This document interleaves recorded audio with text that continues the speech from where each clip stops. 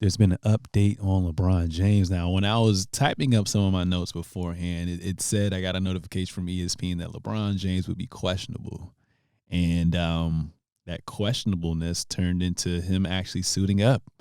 So I don't know what type of HGH they have over in Germany. I don't know what type of injections he got, what type of therapy, physical therapy he got, medicine, whatever you want to call it. But um, he came back pretty fast. He came back pretty fast as well too, and obviously he's older, so I was just kind of expecting the ankle injury because he's ever since he left ever since they won the championship after the bubble.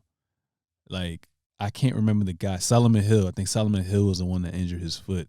It's just never been the same. I mean, LeBron honestly, always suffers ankle injuries, but when you got all that wear and tear on you, and then as serious as that original one was, it's just like, you know, ah. But he came back and he missed it.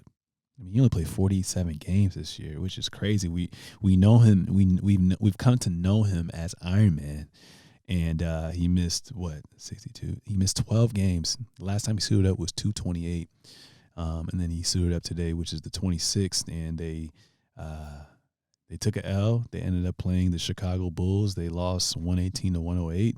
Looks like he came off the bench, but still played 30 minutes. Was plus minus is actually +4. Ended up having 19 points, 8 rebounds, 3 assists, 5 turnovers, which is expected. You haven't played in almost a month, I want to say. And then he was 6-11 from the field as well, too. And I think D'Angelo Russell is out with the right hip injury. Obviously, Mo Bamba's still out as well, too. So it's one of those things where it's like the Lakers had their chemistry going. Austin Reeves was playing really well. Lonnie Walker just came back in the lineup. Like I said, AD was playing like the AD that we've come to know. Vanderbilt was very good on the defensive end and just being that dog, that go getter, that guy that just does all the dirty work as well too. Obviously, Dennis Schroeder with D'Lo were doing a good job in the backcourt, so they've been playing relatively pretty well. But I was a little concerned with how well they were moving the ball and how they were connected on the defensive end.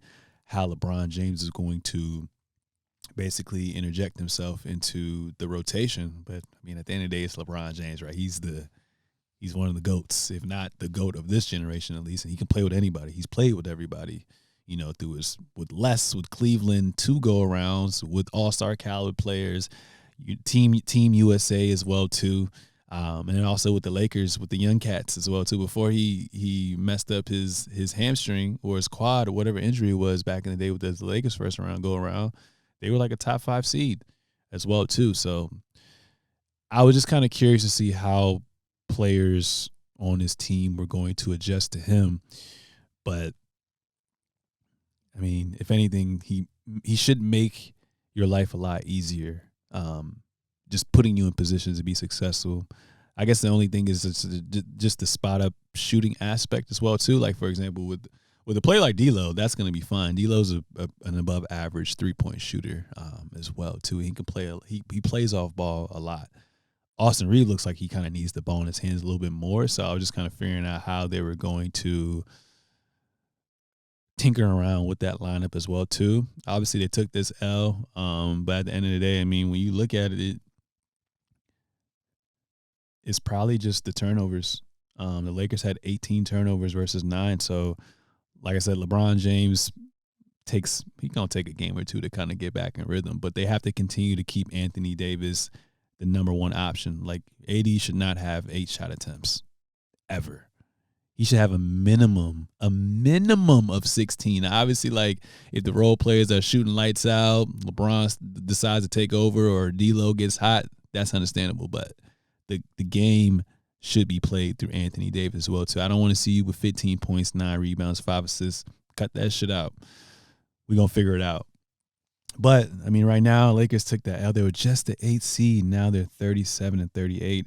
Obviously, probably by the end of this episode, when you guys digest all of this content, the Lakers will probably be a little bit down in the standings. So right now they're the 9th seed, and they're literally just a half a game outside of the 8th seed. So the 8th and 7th seeds. So they really need the Minnesota Timberwolves to take this L to the Golden State Warriors as well too. But with LeBron James back, I mean, we can just take a look at their schedule right now. It looks like with their schedule right now, who they got left? They got the Bulls again.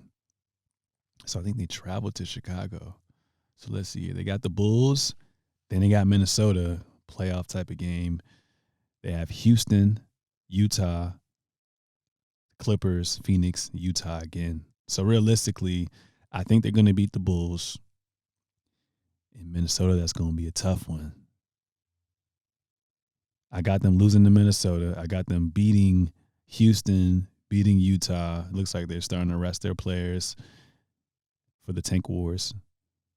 LA, no PG. They should beat them. Phoenix, KD should be back. I got Phoenix winning and Utah beating Utah again. So out of those 1, 2, 3, 4, 5, 6, 7 games, I have them winning 1, 2, 3, 4, 5. They should go 5-2. They should go 5-2. And they should be 42-36 if my math is done correctly. I think they're 37 right now. So 42. They should win 42 games this year is what I'm trying to say as well too. So I think that will definitely have even the top 8 or top 10 since it's playing to give themselves a shot, because out of all the teams that are kind of outside of the top 6 from the East and West, I feel like that team is the team who can make the most noise. And when I say make the most noise, I think their ceiling truly could be a conference finals appearance or even the NBA finals as well too, because let's say hypothetically speaking right now, Denver obviously have been to the conference finals back in the bubble. The bubble is just kind of a weird year, but if they get the 8th seed, they play Denver. I mean, I feel like a lot of people would kind of favor the Los Angeles Lakers, but if you beat them, then now, I mean, you got to worry about the banged up Clippers and kind of banged up Suns. You can take your chances with that.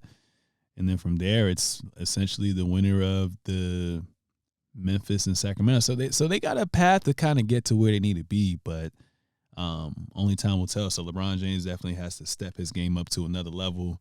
It's 0 Dark 30 time. So we're going to see what happens with that as well, too.